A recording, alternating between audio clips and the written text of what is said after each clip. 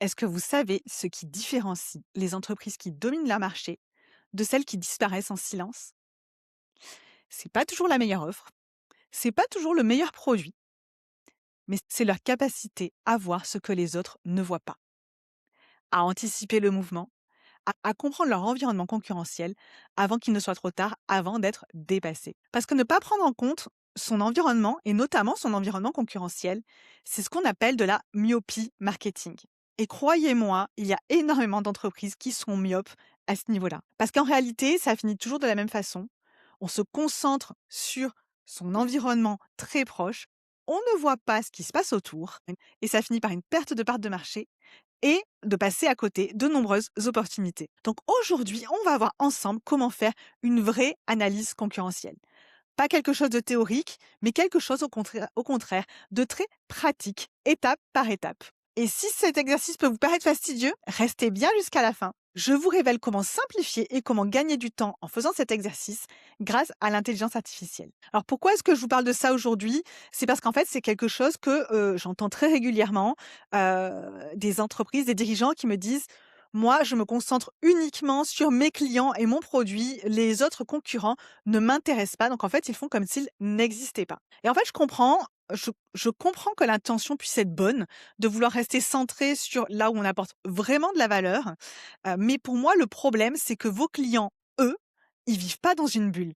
Ils comparent, ils évaluent et ils regardent forcément ce qui se fait ailleurs. Et le risque, c'est que si vous ne savez pas avec qui ils vous comparent, eh ben, en fait, vous naviguez à l'aveugle. Donc, il y a vraiment un danger réel à ne focaliser que sur son client, sur ses clients et son produit, et de ne pas du tout s'intéresser à ses concurrents. Et la myopie marketing dont je vous parlais, c'est vraiment ça, c'est d'être tellement centré, tellement focalisé sur son produit, sur ses clients, que finalement, on oublie qu'on évolue dans un écosystème et qu'il y a de la vie à l'extérieur de notre entreprise et de nos clients. Et un écosystème, ça change, ça bouge, ça évolue. Il y a des nouveaux entrants, il y a des sortants également. Mais en tout cas, c'est quelque chose qui n'est pas figé. Et le résultat, quand justement on est myope, qu'on n'observe pas ce qui se passe autour de nous et notamment nos concurrents, ben c'est qu'un jour on se réveille et que, les leads, ils ont commencé à diminuer, que les parts de marché, elles ont été grappillées, que les concurrents qui pouvaient exister ont pris beaucoup plus d'importance, qu'il y a également encore de nouveaux entrants qui sont arrivés sur le marché, mais que, comme on regarde ailleurs, on ne les a pas vus. Et pourtant, connaître son environnement concurrentiel, c'est pas une option. C'est vraiment indispensable pour plusieurs raisons, notamment déjà pour construire un positionnement qui tient la route. Vous pouvez pas prétendre vouloir occuper un territoire si vous ne savez pas quel territoire occupent vos concurrents. Si vous ne savez pas où sont vos concurrents et quel territoire ils essayent d'occuper, vous ne pouvez pas vous-même vous positionner pour être identifié et identifiable. Ça vous permet aussi de piloter plus facilement vos actions marketing. Dans tous les cas, observer ses concurrents, savoir qui ils sont et pouvoir les analyser, ça vous permet d'avoir les yeux ouverts et de mieux anticiper, de mieux voir venir lorsqu'il y a du changement et si vous devez vous adapter. Alors concrètement, comment on construit une analyse concurrentielle? Cet épisode, il est fait aujourd'hui parce qu'on nous a posé 1000 fois la question, donc du coup, on a décidé d'y répondre. Et la première étape, ça va être d'identifier les bons critères. Oui, on veut pouvoir analyser la concurrence, mais il va falloir savoir quoi regarder pour éviter une analyse qui va être sur des critères qui vont pas forcément être utiles. Posez-vous cette question: quels sont les critères qui font vraiment la différence dans le choix de mes clients pour choisir mon type de prestation? Donc, c'est vraiment une question importante pour pouvoir identifier les critères d'évaluation de votre analyse concurrentielle. Traditionnellement, on choisit quand même quelle est leur offre, quelle est leur cible, quels sont leurs prix, quel pricing, quel est aussi leur business model, quels sont les axes de différenciation qu'ils mettent en avant, dans leur communication, est-ce qu'ils ont un degré de spécialisation? Est-ce que, eux, ils sont très nichés ou est-ce qu'ils sont très généralistes? Quel est leur positionnement? Quels sont aussi leurs canaux de distribution? Où est-ce qu'ils sont distribués en direct? Est-ce qu'ils ont des canaux indirects? Sur quels canaux on peut les contacter? Il y a beaucoup de critères d'évaluation. À vous de savoir, à vous de connaître ceux qui comptent vraiment dans la prise de décision de vos clients. Et c'est sur cela que vous allez concentrer votre analyse concurrentielle. Ensuite, vous allez choisir les concurrents. Forcément, pour faire une analyse concurrentielle, il va falloir analyser les concurrents, il va falloir choisir, déterminer en tout cas qui vous voulez analyser. Et il y en a beaucoup qui font cette erreur, ils regardent que les concurrents directs, donc ceux qui font vraiment la même chose que vous. Mais vous allez voir qu'en fait, il y a plusieurs catégories à prendre en considération. Il y a déjà les concurrents directs, ceux qui font la même chose que vous, qui proposent une offre qui est très similaire. Dans notre cas, ce serait, d'autres agences, marketing, qui peuvent proposer, ce que nous proposons chez My Marketing Experience. Heu, mais vous avez aussi, on identifie assez facilement aussi, les concurrents indirects. Ils font pas exactement la même chose, mais ils peuvent répondre aux besoins. Donc, par exemple, dans un cabinet de conseil, un concurrent indirect, ça pourrait être des formations en ligne qui pourraient proposer, d'apprendre à le faire. Ce sont des, acteurs, des concurrents qui vont pas faire rigoureusement la même chose, mais qui vont pouvoir quand même satisfaire le besoin. Et la troisième catégorie à prendre en considération, ça va être ce qu'on appelle les alternatives. Et ça, c'est vraiment un point crucial parce que souvent, les alternatives passent complètement sous le radar. Et alors que bien souvent, les alternatives sont de vrais concurrents. Et par exemple, une alternative, on oublie souvent, c'est de ne rien faire, c'est-à-dire de rester dans la situation dans laquelle on est. Vos clients peuvent aussi choisir, au lieu de choisir un concurrent, peuvent aussi choisir de ne rien faire. Et ça, en fait, c'est une alternative. Ça peut être aussi, plutôt que d'avoir recours à un logiciel, je sais pas moi, un CRM ou un logiciel de paie, ça va être de plutôt faire sur Excel. Excel est une très grande alternative à beaucoup de solutions. Pour une formation professionnelle, ça peut être l'alternative, ça va être YouTube, par exemple. Pourquoi est-ce que je paierais, pour une formation professionnelle alors que je peux arriver à trouver de l'information sur YouTube? On n'a pas la même prestation du tout. En revanche, ça peut être une alternative. Alors combien est-ce qu'on analyse de concurrents? Je vous dirais de partir sur entre 5 et 10 concurrents, pour bien les documenter et éventuellement rajoutez-en par la suite. Mais, l'idée c'est pas de faire une usine à gaz. L'idée c'est quand même d'avoir quelque chose, qui va être lisible, compréhensible et qui va vous permettre de prendre des décisions. Donc entre 5 et 10 concurrents et je dirais entre 2 et 3 alternatives pour vraiment avoir un bon niveau d'information. Une fois qu'on a identifié les critères, qu'on a défini les critères et qu'on a identifié les concurrents, eh bien évidemment, on va venir récolter la donnée. Vous allez, être un petit détective et vous allez aller chercher des informations pour venir, donner les réponses, à ces critères d'évaluation que vous avez définis. Moi, ma reco, c'est vraiment de faire ça très simplement avec, sous forme de tableau qu'on va venir remplir. L'information, en fait, elle se trouve à plusieurs endroits. Vous pouvez vraiment trouver beaucoup d'informations, déjà sur internet, sur les sites internet de vos concurrents, mais aussi sur les réseaux sociaux. Abonnez-vous à leur newsletter également, c'est toujours une mine d'or. Les avis clients aussi sur, en fonction d'où ils sont, donc Google Business Profile, Trustpilot. S'il y a une application mobile derrière, ça peut être aussi sur Apple. Donc, tous les endroits où il peut y avoir des évaluations, c'est toujours, des, bons endroits pour aller, fouiner, pour aller essayer de récolter un petit peu de données. Ça peut être sur LinkedIn, donc sur les réseaux sociaux, sur Instagram, en fonction des réseaux sur lesquels ils sont présents. En tout cas, ce qui compte par contre, c'est de vérifier l'information. C'est d'essayer d'être vraiment sur une base d'information solide. Il y a aussi un truc que, on fait pas assez souvent et pour obtenir certaines informations, c'est faites des fausses demandes. Chez My Marketing Experience, c'est comme ça qu'on a fait notre analyse concurrentielle. Il y a quand même 15 ans, hein, maintenant, un petit peu plus de 15 ans.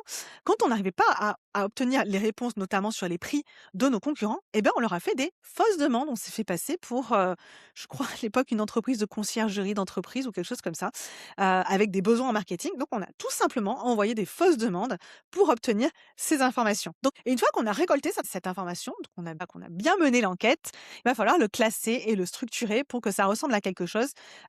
Et pourquoi je dis ça? C'est parce que derrière, heu, il va falloir prendre des décisions, il va falloir arbitrer, il va falloir déjà analyser la situation et on peut pas analyser une situation, si on n'a pas une information qui va être structurée, parfois je veux dire de manière très simple, il y a pas besoin d'aller chercher midi à 14h. Un bon vieux tableau, un bon tableau vous permet d'avoir une information qui va être classée, qui va être structurée, qui va pouvoir vous permettre de prendre des décisions par la suite. Puisque une fois que vous avez fait cet exercice-là, de classer et de structurer, eh bien vous allez analyser, tout simplement pour avoir une vision claire de, l'état de votre environnement concurrentiel. Ce qu'il est également possible de faire, c'est de donner un scoring, c'est-à-dire une attribution de coefficient, on va dire, par rapport aux différents critères d'évaluation pour donner plus de poids à certains critères que d'autres.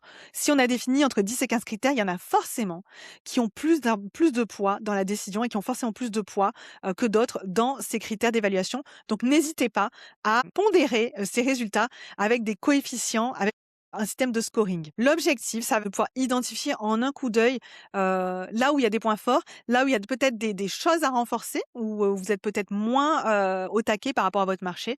Mais en tout cas, l'idée, c'est de pouvoir, de la manière la plus claire et la plus transparente possible, pouvoir vous situer par rapport à votre environnement concurrentiel. Et une fois que vous arrivez à vous situer, eh ben, c'est le moment de prendre des décisions, d'analyser et de décider, parce que vous avez quand même pas fait ce travail pour rien, et que l'objectif, ça va être de prendre des décisions qui vont se transformer en action par la suite.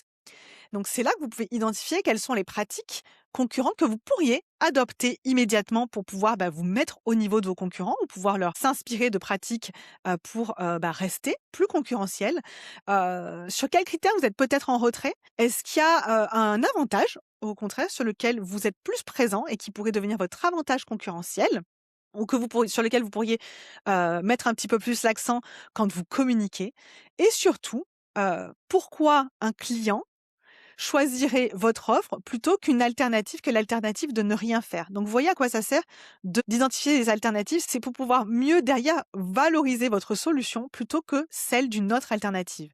Et je ne parle pas d'un concurrent. Je vais vous donner un exemple tout simple d'un client avec qui on avait fait une analyse concurrentielle, et on s'était aperçu que, dans la manière de les contacter, donc dans le parcours d'achat, qu'aucun de ses concurrents ne proposait une prise de rendez-vous en ligne. Donc vous voyez, c'est pas forcément ultra innovant, hein. Et parmi les décisions qu'on a pu prendre en faisant cette analyse concurrentielle, ça a été de, mettre en place un système de prise de rendez-vous en direct via le site internet. Eh bien, rien qu'en mettant ça en place, la facilité d'accès pour obtenir un rendez-vous lui a permis de générer entre 20 et 30 de rendez-vous en plus que ce qu'il avait auparavant. Donc maintenant que vous avez la méthode, vous allez peut-être me dire: «Ça va me prendre des semaines, c'est super compliqué». Alors je reconnais qu'il peut y avoir un côté assez fastidieux, mais c'est pas parce que c'est fastidieux qu'il faut pas le faire. Mais c'est quand même là qu'intervient l'intelligence artificielle, et comparé à ce qu'on avait, les outils qu'on avait à disposition il y a encore quelques années, l'intelligence artificielle, les LLM, que ce soit ChatGPT, que ce soit Perplexity ou que ce soit Claude, nous permet d'obtenir des informations avec des sources, mais également de traiter l'information de manière accélérée. Donc déjà pour lister les concurrents, on peut interroger les intelligences artificielles pour savoir qui sont les concurrents. Ça n'empêche pas de faire le travail par ailleurs, de manière, plus, traditionnelle, hein, mais déjà on peut avoir une idée. On peut lui demander de nous aider à établir notre grille d'analyse, nos critères d'évaluation.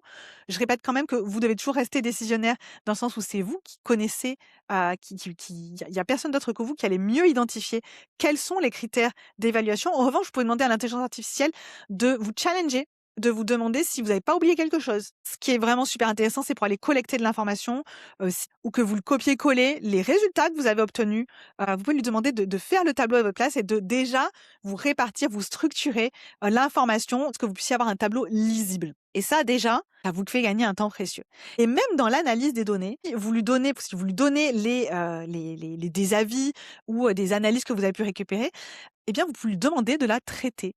Fais-moi la synthèse de ces informations. Quels sont les points forts qui ressortent? Quels sont les points faibles? Quels sont, si c'est des avis, quels sont les points de friction où les clients ne sont pas contents? Ce qui vous permet, vous, d'identifier les points d'insatisfaction de vos qui peuvent être, présents chez vos concurrents, et déjà de voir si vous aussi, vous n'avez pas ce problème, et pouvoir ensuite, travailler dessus pour que chez vous, ce soit quelque chose auprès desquels vos clients obtiennent beaucoup de satisfaction, et ainsi pouvoir mieux vous positionner et mieux vous différencier.